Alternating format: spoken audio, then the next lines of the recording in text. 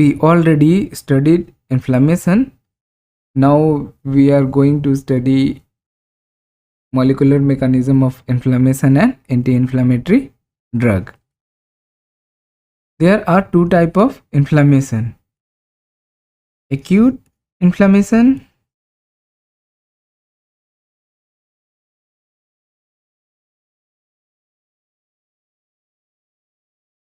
and chronic inflammation.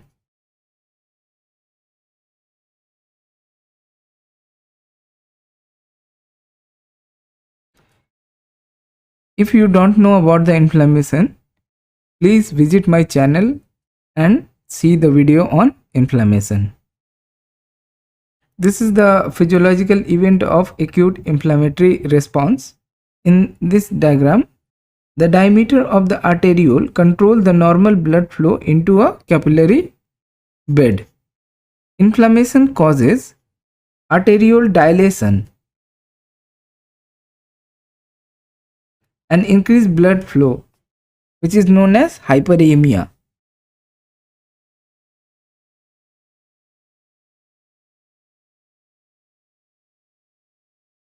The junction between capillary endothelial cells are sufficiently tight to keep large molecule within the lumen. In inflammation, in this situation, gaps are created that allow leakage of fluid and large molecules into the interstitial space. The fluid leakage produces edema or swelling.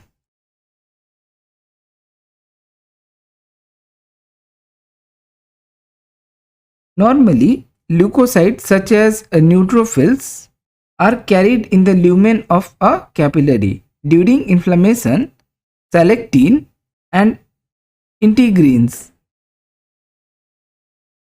causes a leukocyte adhere to the capillary wall. Insert pseudopod between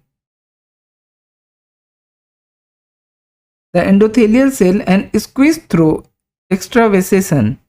This process is called diapedesis when a leukocyte is going beyond the capillary wall.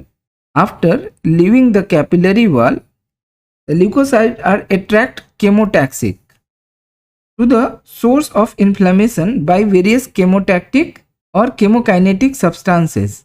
At the infection site, leukocyte phagocytose the microorganism or dead tissue.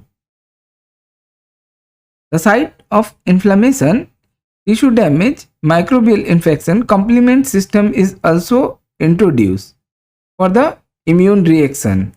Chemotactic substances are inflammatory mediators like histamine, prostaglandin and leukotrienes. Now let's talk about how chemotaxic substances are released. Depending on the severity and nature of tissue damage, leukocytes are released and microbial trigger. The inflammatory mediator that are released by injured tissue cell also raise the acidity in the surrounding extracellular fluid. This decrease in pH activate the extracellular enzyme kallikrein.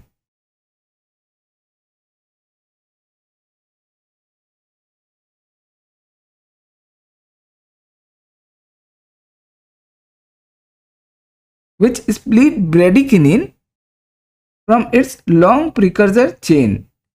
Bradykinin bind to the receptors on the capillary wall, opening the junction between cell and allowing fluid and infection-fighting leukocytes to leave the capillary and enter the infected tissue. Simultaneously, bradykinin bind to mast cell in the connective tissue associated with most small blood vessel. This is the mast cell. This activates the mast cell by causing an influx of calcium ion, which lead to degranulation and release of performed mediator such as histamine. If nerve in the infected area are damaged, they release substance P, which also bind to mast cell, boosting performed mediator release. Histamine in turn make the intracellular junction in the capillary wall wider so that more fluid, leukocyte, kallikrein and bradykinin precursor move out, causing edema. Bradykinin then bind to nearby capillary cells and stimulate the production of prostaglandin to promote tissue swelling in the infected area. Prostaglandin also bind to free nerve ending, making them fire and start up pain impulses. Now let's see how activated phospholipase A2 works.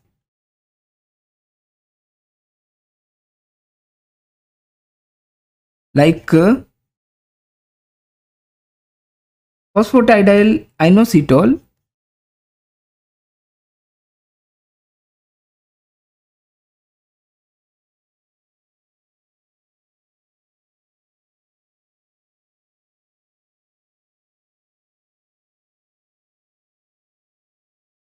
which break down arachidonic acid.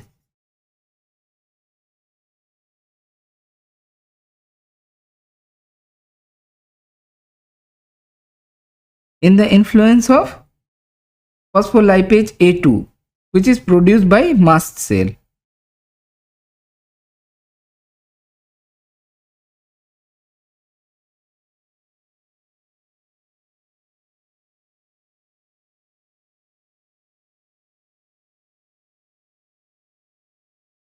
Arachidonic acid is breakdown in lipooxygenase pathway and cyclooxygenase pathway.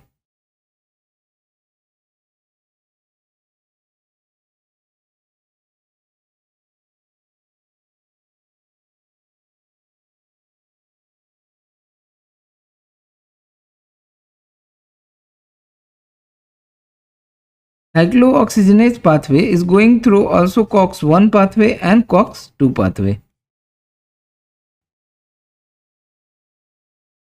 Lipooxygenase pathway is breakdown in leukotrienes.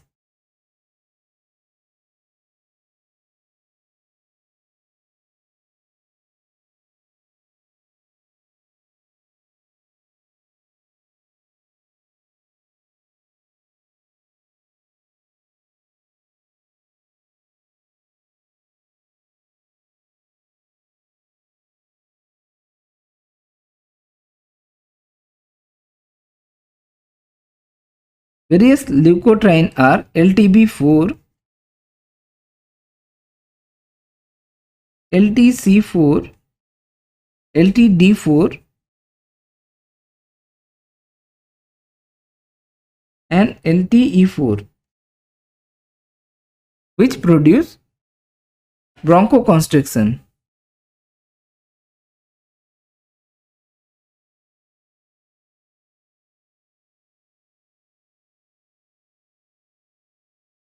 Many drugs are working on this pathway. Drug like Giluton, which inhibit the whole lipooxygenase pathway and inhibit whole LTB4, LTC4, LTD4 and LTE4. The LTB4 produce neutrophil chemotaxis.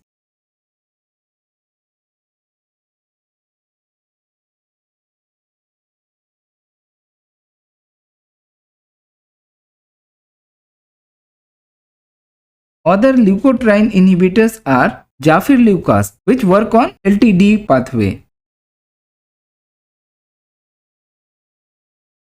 Montelukast is also a leukotriene inhibitor. Let's talk about COX pathway. Many drugs like NSAID, non-steroid anti-inflammatory drug, acetaminophen,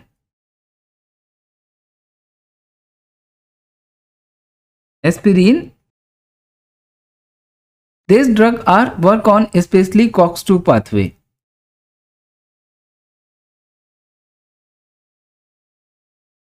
Cyclooxygenase pathway, which produce endoperoxidase,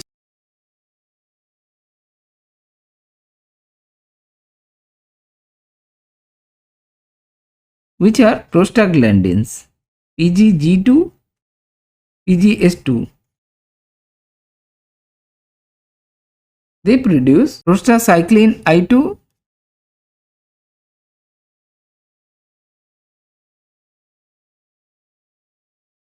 PGI2, prostaglandin E2,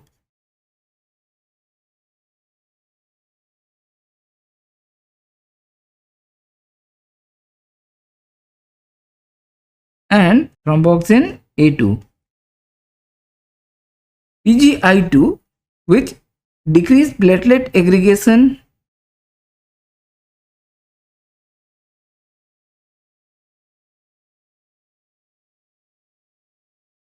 vasodilation,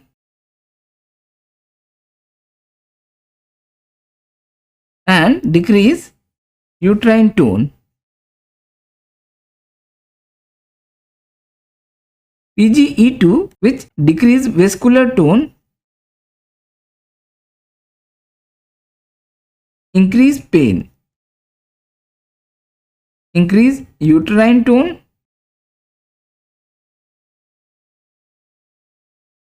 and increase temperature.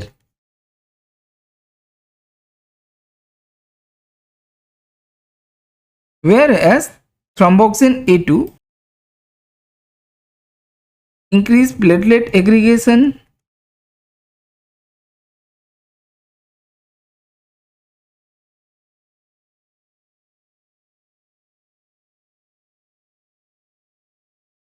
and vasoconstriction.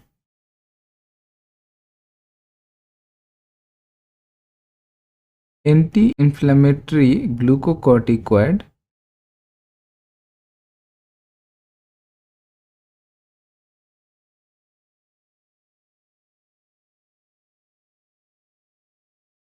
which inhibit the phospholipase A2 and prevent the breakdown of arachidonic acid. Whereas chronic inflammation is a slow process,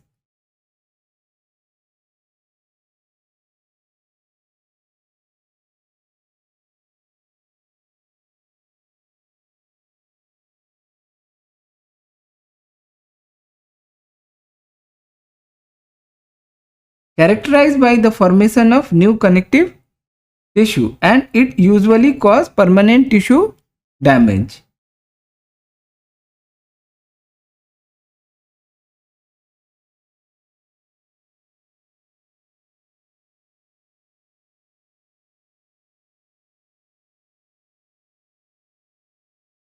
Superficially, the difference between acute and chronic inflammation is duration.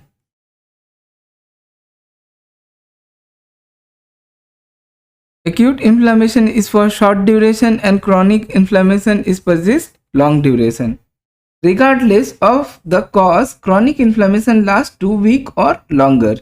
Chronic inflammation can occur as a distinct process without much acute inflammation.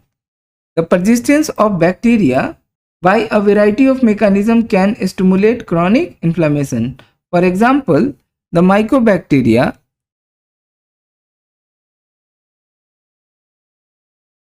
have cell wall with a very high lipid and wax content, making them relatively insensitive to phagocytosis.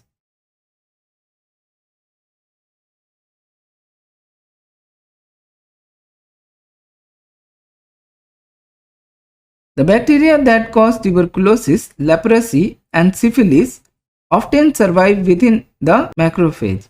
In addition, some bacteria produce toxins that stimulate tissue damaging reaction even after bacterial death.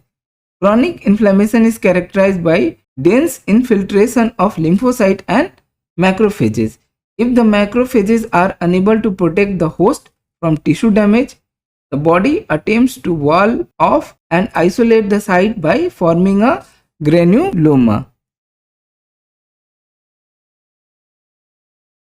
Granulomas are formed when neutrophils and macrophages are unable to destroy microorganisms during inflammation.